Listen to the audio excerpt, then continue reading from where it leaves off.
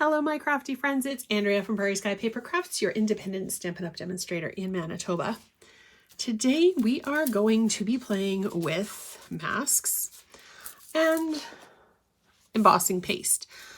It's really easy to use. There are a few tips that you need to keep in mind, and you can actually use it on just about anything. I did it on this little decorative cake tart tin.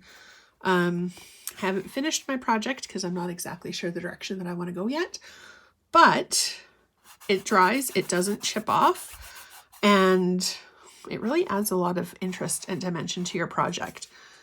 So the pack of stencils that I have these 4 patterns.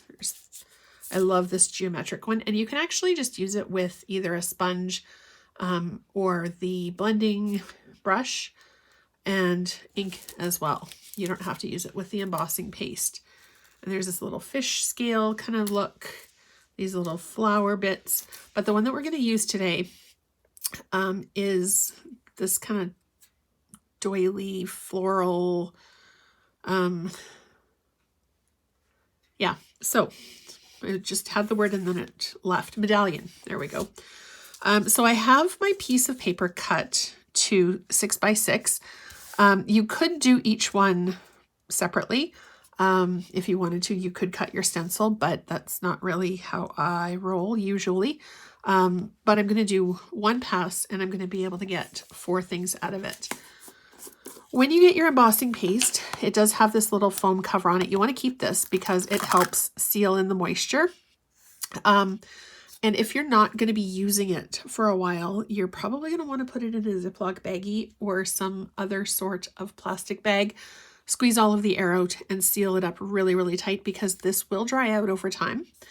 I'm using a palette knife. The ones that Stampin' Up! Sells come in a pack of 3. And I just grabbed this one. There's another one that's sort of like a diamond shape, but this is my favorite one to use. It's easiest to spread and it covers a lot of area. Now, when you're finished, you do want to wash it when it's still wet, because if you don't, it will dry on and it's just that much more challenging to get done. So what I'm going to do to make sure nothing moves is I'm actually going to put a little bit of tape onto my stencil on an area that doesn't really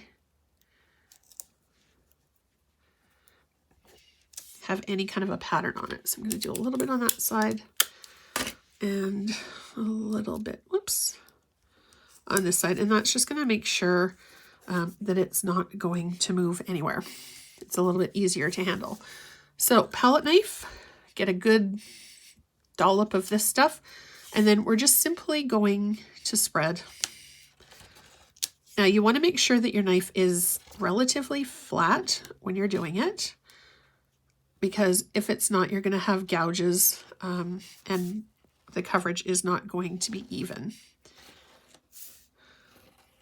Normally when I do it, I let it dry overnight, but today we're going to kind of expedite the process a bit by using our heat tool. Okay, and then just press it up. Basically, you just want it, whoops, make sure that everything is covered and that you're not having a whole lot of cardstock color pop through. I haven't tried this on metallic yet, but I'm going to.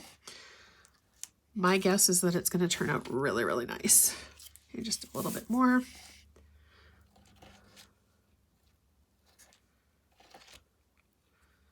Okay, and then I like to go, whoops, one way and then the other way just to make sure that everything is filled in. And it really comes together really quickly. If you wanted to, you could also add a little bit of color with the re-inker to the embossing paste. Oh, missed that little tiny spot right there. There we go. All right. So that looks well covered to me. So I'm just going to wipe off my palette knife. set it off to the side. Now this is water washable, but as I said, you want to get it as quickly as possible. Now we're just going to lift up our stencil, peel off the tape. Oops.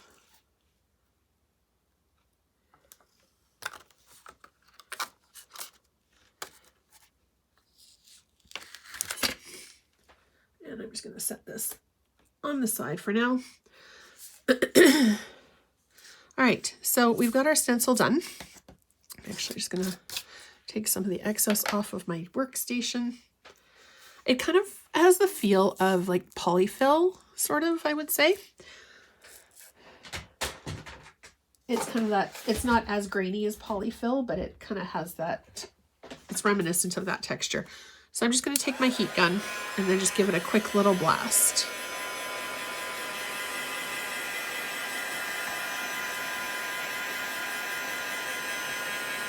If your paper starts to curl, just flip it over and heat the other side as well.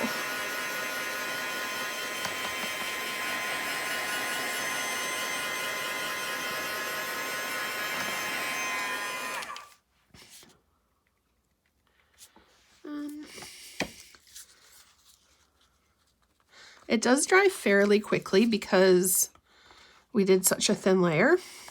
Yeah, I'd say that's dry. Okay, so now I'm going to cut our, this is where the test comes in. I'm going to cut our thing into 4. I think I'm going to use this one. It's kind of the snowflake look that I want.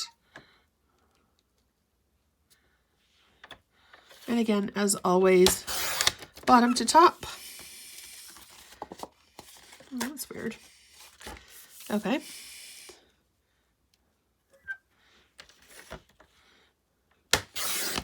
There we go. I just didn't push hard enough.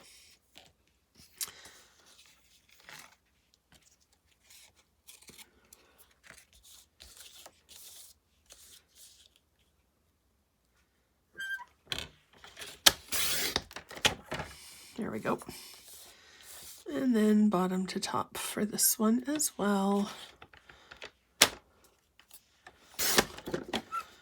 Okay, so then we've got our snowflake done. I'm actually just going to trim the edges as well because we've got a little bit of embossing paste overflowing where the edge was. All right, so there's our snowflake. And now we're just going to put our card together. I've got some of the Whimsical Trees, I think it is, designer series paper, just a couple of scraps that I had on my desk. So we're just going to decorate this up. And then we're going to put our snowflake on with a little bit of, maybe, sorry, just checking to see if I have a scrap of white that's big enough, and it doesn't look like I have at the moment. So we're just going to go with the original plan. All right, so we've got our Stampin' Seal, one strip there. And again, it looks kind of Christmassy with the trees, but the colors are a little bit non-traditional, which I think is really pretty.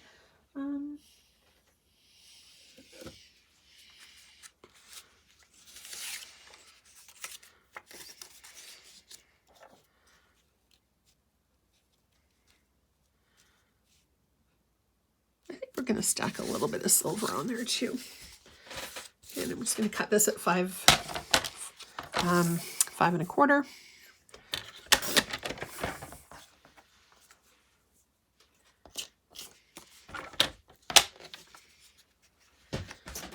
It just needed a little something something.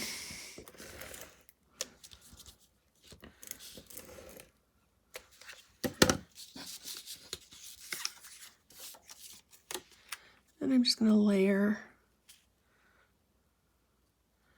a little bit here. And then we're going to layer the trees over top as well.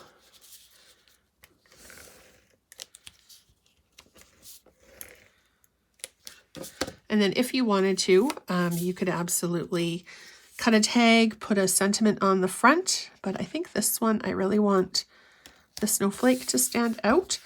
So I might do the sentiment on the inside. And I'm going to pop this guy up onto some dimensionals. One on each corner as usual.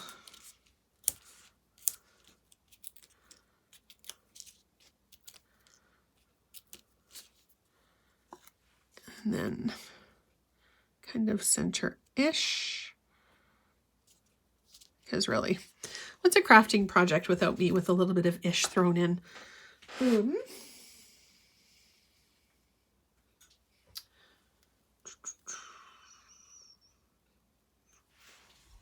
Sorry, just deciding which dimensionals, or sorry, what gems I want to use. I've got a few options around my desk today.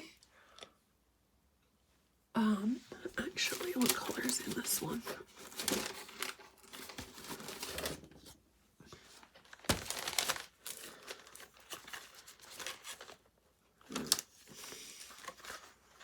No.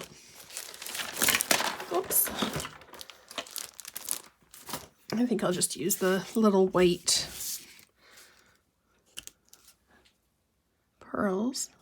All right, a pearl in the center, and then we'll use the tiny little pearls, one on each corner. All right, so there you go. That is one idea on how to use the embossing paste. Over the next little bit, I'll be exploring a few other options with it as well. Thank you so much for watching. I really appreciate your support and your attention. I hope you have a fantastic day, and I'll see you again soon.